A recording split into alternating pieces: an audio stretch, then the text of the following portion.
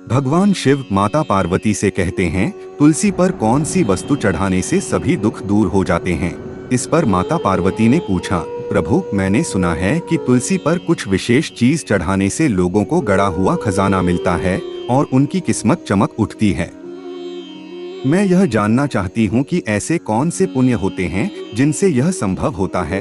भगवान शिव मुस्कुराते हुए कहते हैं, हे देवी, जिन लोगों को गड़ा हुआ खजाना मिलता है वह उनके पुण्य का फल होता है। कई प्रकार के पुण्य होते हैं, परंतु गड़ा हुआ खजाना उन्हीं को मिलता है जो हर गुरुवार को तुलसी पर एक विशेष वस्तु चढ़ाते हैं। माता पार्वती ने उत्सुकता से पूछा, प्रभु वह कौन सी विशेष वस्तु है जो तुलसी पर चढ़ाने से जीवन में गड़ा हुआ खजाना मिलता है। भगवान शिव बोले, हे देवी, इस रहस्य को जानने के लिए तुम्हें एक छोटी सी कहानी सुननी पड़ेगी। तब तुम्हें समझ आएगा कि वह कौन सी वस्तु है जो हर गुरुवार को तुलसी पर चढ़ाई जाए तो व्यक्ति को जीवन में एक बार अवश्य गड़ा हुआ खजाना प्राप्त होता है और उसके सभी दुख दूर हो जाते हैं। माता पार्वती ने कहा, हे प्राणनाथ, आप कृपया इस कहानी को शुरू करें, मैं इसे पूरे मन से सुनूंगी। भगवान शिव ने कथा आरंभ की। बहुत समय पहले की बात है। एक राजा था जिसकी 4 रानियां थीं, परंतु किसी को भी संतान सुख प्राप्त नहीं था। इस कारण राजा हमेशा चिंतित और दुखी रहता था। उसे चिंता थी कि उसके बाद राज्य का उत्तराधिकारी कौन होगा। एक दिन राजा की सभा में एक व्यक्ति आया और उसने बताया कि जंगल में नदी के किनारे एक सन्यासी रहते हैं जिनके पास अद्भुत शक्तियां हैं। उन्होंने कई लोगों को संतान सुख प्राप्त करने में मदद की है। राजा को विश्वास तो नहीं हुआ, परंतु उसने सोचा कि सन्यासी से मिलना हानिकारक नहीं होगा। राजा ने कुछ सैनिकों के साथ सन्यासी से मिलने का निर्णय लिया। जब वे घने जंगल में पहुंचे तो सन्यासी की कुटिया दिखाई दी। राजा ने अपनी समस्या बताई। सन्यासी ने राजा को ध्यान से सुना और कहा, राजन, आपकी 4 रानियां संतान सुख प्राप्त करने में असमर्थ हैं, परंतु आपकी 5वीं रानी से आपको एक वीर पुत्र की प्राप्ति होगी जो आपके राज्य का योग्य शासक बनेगा। अब आगे इस कथा को पूरा सुनिए, क्योंकि अंत में वह रहस्य उजागर होगा जो आपके जीवन में भी सुख और समृद्धि ला सकता है। राजा ने कहा, महाराज, मेरी तो 4 रानियां हैं, लेकिन मेरी कोई 5वीं रानी नहीं है। सन्यासी ने मुस्कुराते हुए कहा, राजन, चिंता मत करो। अभी जब तुम वापस जाओगे तो रास्ते में एक अनाथ लड़की मिलेगी। तुम उससे विवाह कर लेना, वही तुम्हारी 5वीं रानी बनेगी और वह तुम्हें उत्तराधिकारी प्रदान करेगी। राजा ने सन्यासी को प्रणाम किया और महल की ओर लौट पड़ा। रास्ते में राजा को किसी युवती के रोने की आवाज सुनाई दी। राजा ने तुरंत अपने सिपाहियों से कहा, जाओ देखो यह जंगल में कौन रो रहा है। सिपाही तुरंत खोज में लग गए और अंततः उन्हें एक युवती दिखाई दी जो एक पेड़ के नीचे बैठी रो रही थी। सिपाही उसे राजा के सामने ले आए। राजा ने उससे पूछा, तुम कौन हो और इस घने जंगल में क्यों रो रही हो। युवती ने कहा, महाराज, मैं एक अनाथ लड़की हूँ। मैं अपने दूर के संबंधियों के साथ रहती थी, लेकिन उन्होंने आज मुझे जंगल में छोड़ दिया और अब मेरा इस दुनिया में कोई नहीं है।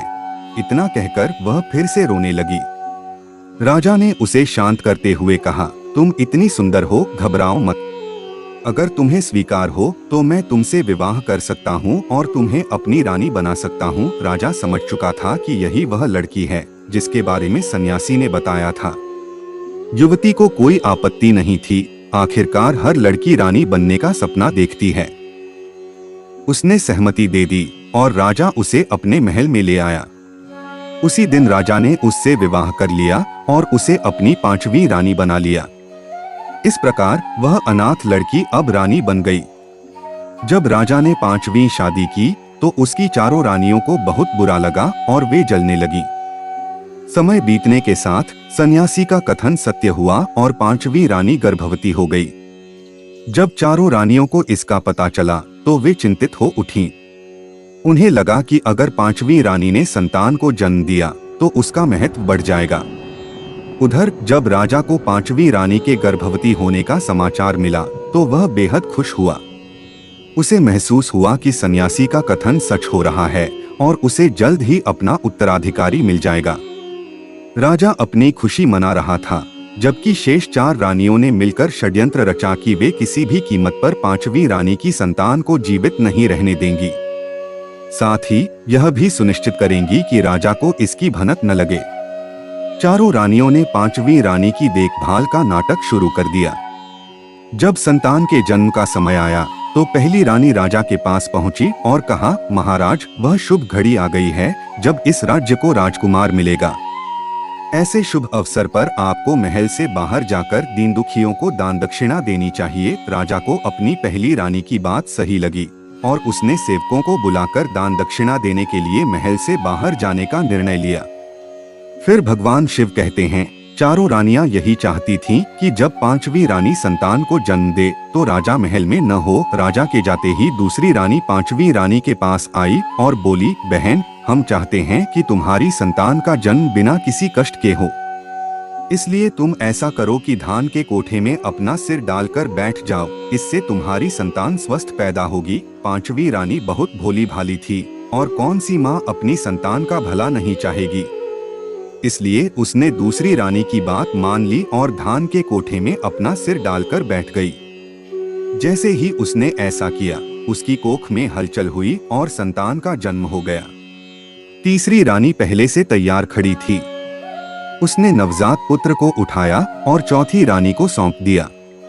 5वीं रानी के पास नवजात के स्थान पर एक गोल पत्थर रख दिया गया। चौथी रानी ने उस नवजात पुत्र को अपनी दासी को दिया और कहा, इस बच्चे को जंगल में ले जाकर जमीन में गाड़ दो। दासी नवजात को लेकर जंगल में चली गई और उसे जमीन में गाड़ने लगी। तभी एक शेरनी ने यह सब देखा। जैसे ही दासी चली गई, शेरनी ने नवजात को जमीन से निकाला और उसे अपने साथ ले गई। उसने अपने शावकों से कहा, देखो, मैं तुम लोगों के लिए एक छोटा भाई लाई हूँ। शेरनी के 4 शावक थे और वे राजकुमार को अपने छोटे भाई के रूप में देखकर बहुत प्रसन्न हुए। भगवान की कृपा से शेरनी ने राजकुमार को अपने शावकों के साथ पाला। उधर दासी ने राजा के पुत्र को जमीन में गाड़ दिया और महल लौट आई। इसके बाद चारों रानियों ने 5वीं रानी का सिर धान के कोठे से निकाला और विलाप करने लगीं कि रानी ने पुत्र के बजाय पत्थर को जन्म दिया है। राजा को तुरंत बुलाया गया। जब राजा ने देखा कि संतान के स्थान पर पत्थर है तो वह आकब बूला हो उठा। उसे लगा कि सन्यासी ने उसे धोखा दिया है और किसी डायन या चुड़ैल को उसके सिर मढ़ दिया। उसने सोचा, कोई स्त्री पत्थर को कैसे जन्म दे सकती है। क्रोध में आकर राजा ने 5वीं रानी को महल से निकाल दिया और उसे वापस जंगल में भेज दिया। रानी के पास अपने पुत्र के जन्म का कोई प्रमाण नहीं था, इसलिए उसने राजा की आज्ञा को चुपचाप स्वीकार कर लिया और दुखी मन से वन की ओर चली गई। इसके बाद चारों रानियों ने राजा को समझाया, हमें प्रजा को यह बताना चाहिए कि रानी ने पत्थर को जन्म दिया और जन्म देते समय मर गई, ताकि प्रजा को कोई संदेह न हो। अपनी पहली रानी की बात सुनकर राजा ने कहा, यदि हम यह ऐलान कर दें कि बच्चे का जन्म होते ही रानी मर गई, तो हम रानी के बदले किसका अंतिम संस्कार करेंगे। इस पर पहली रानी बोली, हम रानी के बदले उसकी दासी का अंतिम संस्कार करवा देंगे, क्योंकि चारों रानियां उस षड्यंत्र में सहायता करने वाली दासी को भी जीवित नहीं छोड़ना चाहती थीं, ताकि वास्तविकता कभी किसी को पता न चले।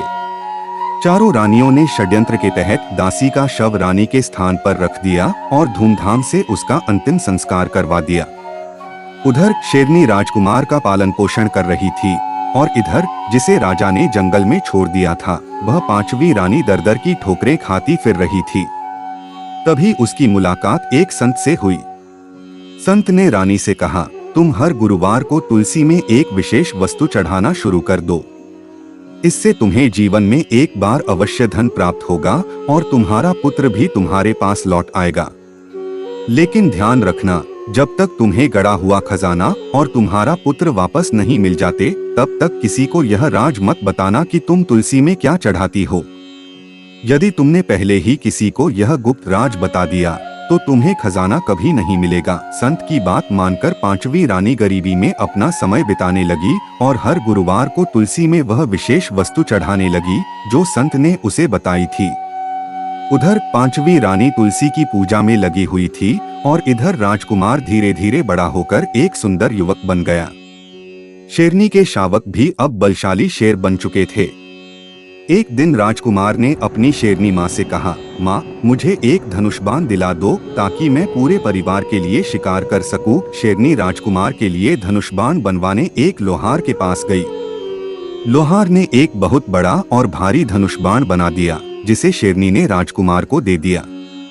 उस दिन से राजकुमार अपने पूरे परिवार के लिए शिकार करने लगा। एक दिन राजा का एक सिपाही जंगल में भटकता हुआ पहुंचा। उसने राजकुमार को धनुष बाण से शिकार करते देखा। इतना बड़ा और भारी धनुष बाण उसने पहले कभी नहीं देखा था। सिपाही ने सोचा, अगर मैं यह धनुष बाण राजा को भेंट करूंगा तो मुझे बहुत सारा इनाम मिलेगा। इसी लालच में सिपाही ने राजकुमार का पीछा किया। जब राजकुमार थककर सुस्ताने बैठा और उसे झपकी आ गई तो सिपाही ने चुपके से उसका धनुष बाण चुरा लिया और वहां से भाग गया। जब राजकुमार की आंख खुली तो उसने देखा कि उसका धनुष बाण गायब है। उसने बहुत खोजा लेकिन उसे नहीं मिला। दुखी मन से वह अपनी गुफा में लौट आया। उधर सिपाही ने धनुष बाण राजा को भेंट किया। राजा ने देखा कि जब धनुष बाण इतना बड़ा और भारी है तो इसे चलाने वाला भी कोई बहुत ताकतवर योद्धा होगा। उसने सिपाही से पूछा, यह धनुष बाण किसका है? सिपाही ने उत्तर दिया, महाराज, यह किसी बड़े योद्धा का नहीं बल्कि एक सुकोमल युवक का है। सिपाही के इस उत्तर से राजा को समझ आ गया कि वह धनुष बाण चुरा कर लाया है, क्योंकि उसने कहा था कि वह युवक को देख चुका है। राजा को सिपाही पर बहुत क्रोध आया और उसने कहा, तू चोरी का सामान राजा को भेंट कर रहा है।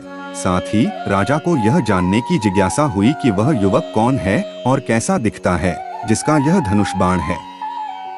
राजा ने विचार किया कि यह धनुष बाण उस युवक को वापस कर देना चाहिए और जब वह इसे लेने आएगा तो मैं भी उसे देख लूंगा। राजा ने पूरे राज्य में ढिंढोरा पिटवा दिया कि एक धनुष मिला है, जिसका भी हो वह आकर इसे ले जाए। लेकिन असली मालिक की पहचान के लिए उसे धनुष बाण चलाकर दिखाना होगा। यह खबर धीरे धीरे पक्षियों के माध्यम से शेरनी के पास पहुंची। शेरों ने भी यह सुना और वे अपने भाई का धनुष बाण वापस लाने के लिए उत्सुक हो उठे। लेकिन शेरनी ने उन्हें समझाया कि मनुष्यों के बीच जाना उनके लिए ठीक नहीं है, वहां केवल राजकुमार को ही जाना होगा। इसके बाद राजकुमार अकेले ही राजा से मिलने के लिए निकल पड़ा। जब वह राजा के महल के पास पहुंचा तो उसे प्यास लगी। राजकुमार ने महल के पास स्थित एक पोखर में पानी पीने के लिए रुक गया। उसी समय महल की अटारी से राजा की चारों रानियां नीचे झांक रही थीं। उन्होंने राजकुमार को देखा, जिसकी वेशभूषा उन्हें बड़ी विचित्र लगी। चारों रानियां राजकुमार का उपहास करने लगीं और कहने लगीं, देखो देखो, हमारे महल के पास यह कैसा अजीब पशु आया है। एक रानी ने मजाक उड़ाते हुए कहा, हाँ, मुझे तो यह बहुत ही विचित्र लग रहा है। दूसरी रानी ने हामी भरते हुए कहा, इसे तो राजा से कहकर किसी पिंजरे में बंद करवा देना चाहिए। तीसरी रानी हंसते हुए बोली, नहीं नहीं, इसे वापस जंगल में भगा देना चाहिए। चौथी रानी खिलखिलाते हुए बोली, यह तो सच में एक पशु है। रानियों के ताने सुनकर राजकुमार ने सिर उठाया और मुस्कुराते हुए बोला, मैं भले ही पशु की तरह दिखता हूँ, लेकिन उन रानियों से तो अच्छा हूँ जिन्होंने अपनी पांचवी रानी की संतान को पत्थर का बता दिया था। इतना कहकर राजकुमार महल के द्वार की ओर बढ़ गया। उसकी बात सुनकर चारों रानियां सन्न रह गईं। वे सोचने लगीं, हमने तो यह बात सबसे छिपाई थी। राजा ने भी किसी को यह बात नहीं बताई थी कि रानी को पत्थर हुआ था। हमने अपनी उस दासी को भी मरवा दिया था जो सारा भेद जानती थी। फिर इस युवक को यह सब कैसे मालूम हुआ? पहली रानी चिंतित होकर बोली, यह तो बड़े संकट की बात है, हमें इसकी गतिविधियों पर नजर रखनी चाहिए। इसके बाद चारों रानियों ने अपनी विश्वासपात्र दासी को राजकुमार के पीछे लगा दिया। कुछ देर बाद दासी ने आकर बताया कि वह युवक धनुष चलाने आया है। यह सुनकर रानियों ने एक योजना बनाई। उन्होंने सोचा, चाहे वह धनुष चला पाए या नहीं, परीक्षा के बाद उसे मरवा देना होगा ताकि वह किसी और को भेद न बता सके। रानियों ने राजकुमार को मरवाने के लिए 2 सिपाही उस स्थान पर भेज दिए जहां धनुष चलाने की परीक्षा होनी थी। उन्हें निर्देश दिया गया कि जैसे ही राजकुमार धनुष चलाकर उसे नीचे रखे, वैसे ही उसे मार डालें। राजकुमार को मरता हुआ देखने के उद्देश्य से रानियां भी परीक्षा स्थल पर पहुंच गईं। उधर राजा ने राजकुमार से कहा, धनुष उठाकर दिखाओ। यदि तुम ऐसा कर सको तो हमें विश्वास हो जाएगा कि यह धनुष तुम्हारा है और हम न केवल तुम्हें धनुष देंगे बल्कि ढेर सारा इनाम भी देंगे। राजकुमार ने राजा से कहा, महाराज, यह धनुष बाण मेरा ही है, मैं इसे चलाकर सिद्ध कर सकता हूँ, लेकिन मुझे किसी इनाम की लालसा नहीं है। यदि आप मुझे कुछ देना ही चाहते हैं तो मुझे न्याय दीजिए। राजा ने चकित होकर पूछा, न्याय? यह कैसा इनाम मांग रहे हो? तुम्हें कैसा न्याय चाहिए? राजकुमार ने उत्तर दिया, महाराज, पहले आप मेरा धनुष चलाना देख लें, फिर मैं अपनी बात स्पष्ट करूंगा। इसके बाद राजकुमार ने धनुष पर बाण चढ़ाकर खींचा और बाण चला दिया। तुलसी की कृपा से बाण गर्जन ध्वनि करता हुआ आकाश की ओर उठा, बादलों को भेदा और फिर वापस आकर उन दोनों सिपाहियों के सिरों को भेद गया जो राजकुमार को मारने वाले थे। यह दृश्य देखकर चारों रानियां डर से कांप उठीं, जबकि राजा राजकुमार के कौशल से अभिभूत हो गया और कहने लगा, मांगो जो भी मांगना चाहते हो। तब राजकुमार ने कहा, महाराज, मुझे अपनी माँ के लिए न्याय चाहिए। राजा ने कहा, तुम्हें न्याय अवश्य मिलेगा। बताओ, तुम्हारी माँ कहाँ है? मैं स्वयं उस माता का सम्मान करना चाहूंगा जिसने तुम जैसी वीर संतान को जन्म दिया। राजकुमार ने उत्तर दिया, महाराज, यही तो न्याय और अन्याय की बात है। मेरी माँ ने मुझे जन्म दिया, किंतु आपकी चारों रानियों ने आपसे कहा कि मेरी माँ ने एक पत्थर को जन्म दिया है। यह सुनकर राजा ने चकित होकर रानियों की ओर देखा। रानियां समझ गईं कि अब उनका भेद छिप नहीं सकता।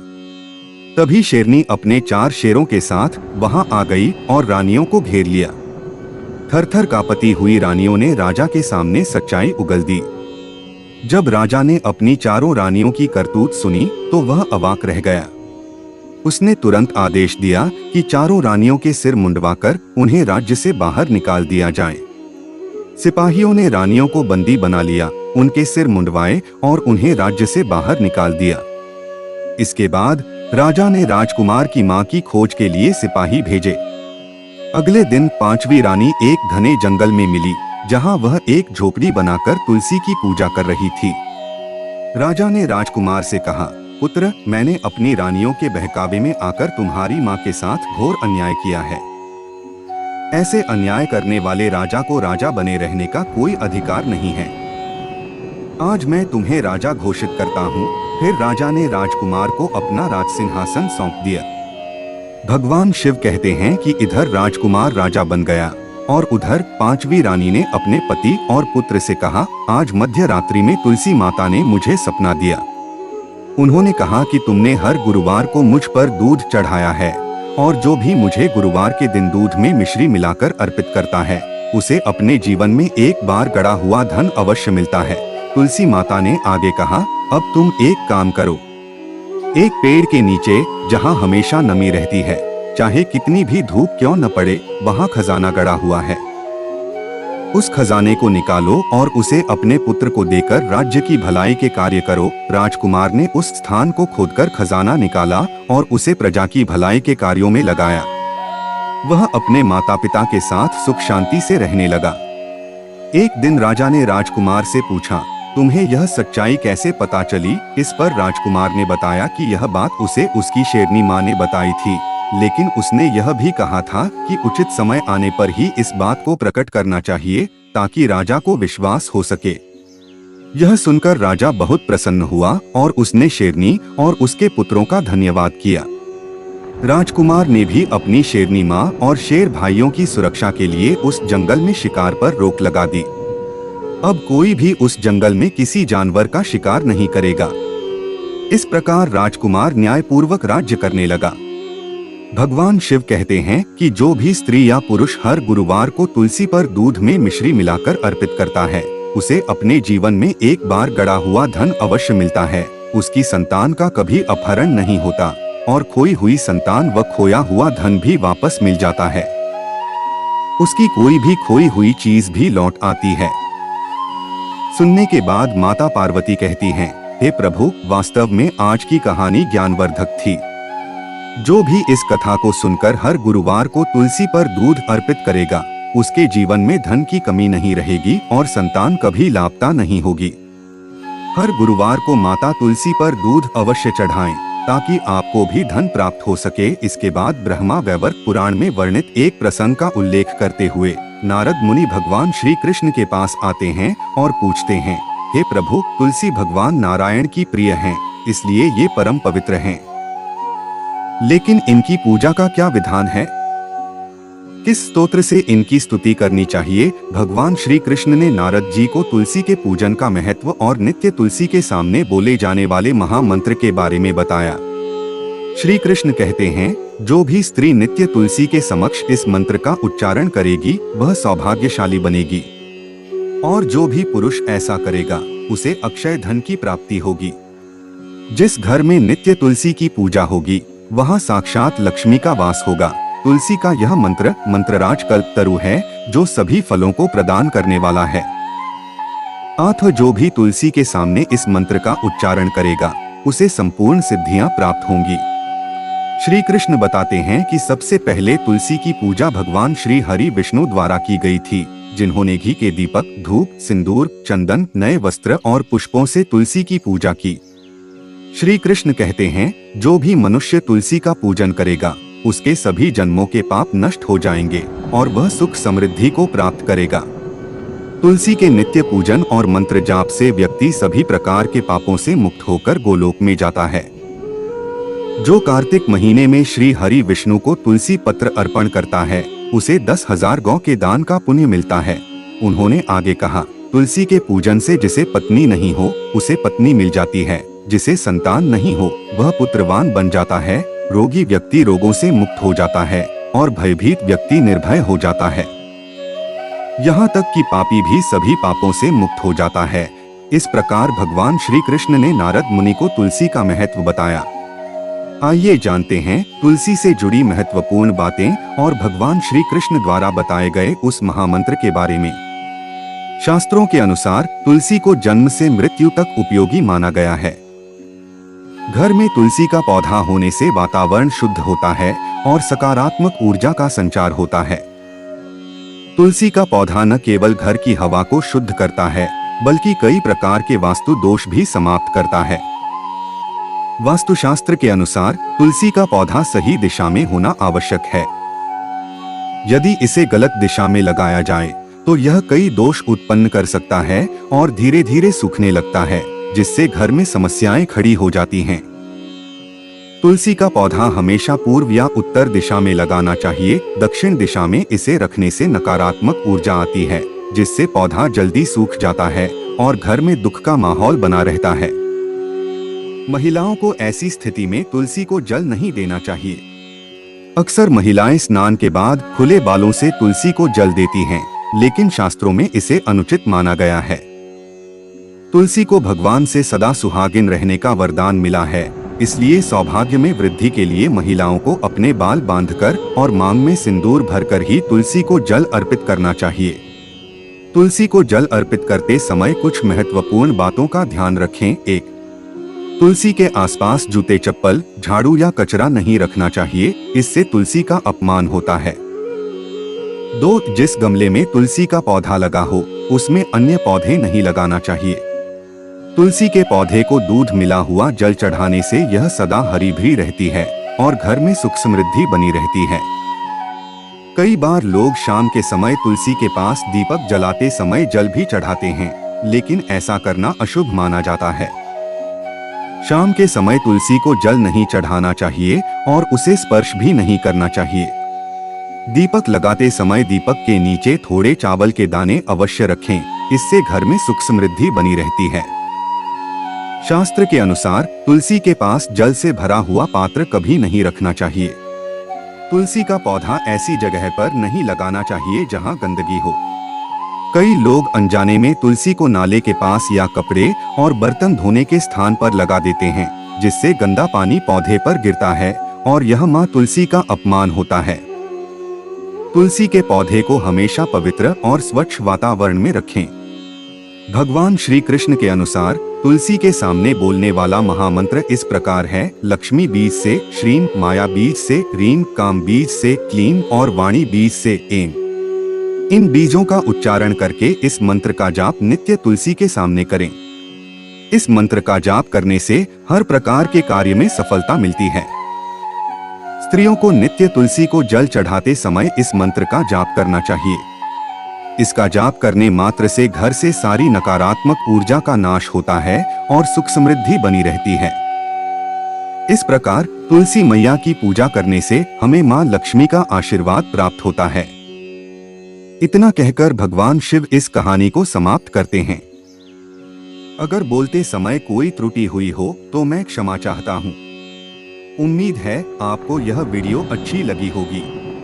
अगर आप शिव के सच्चे भक्त हैं तो चैनल को सब्सक्राइब करें और वीडियो को लाइक करके कमेंट में हर हर महादेव लिखें।